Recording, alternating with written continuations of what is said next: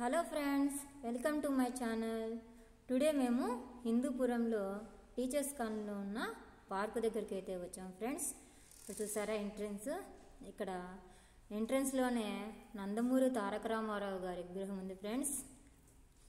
Next పిల్లలు ఆడుకోవడానికి చాలా ఇక్కడ అన్నీ చాలా బాగున్నాయి ఫ్రెండ్స్.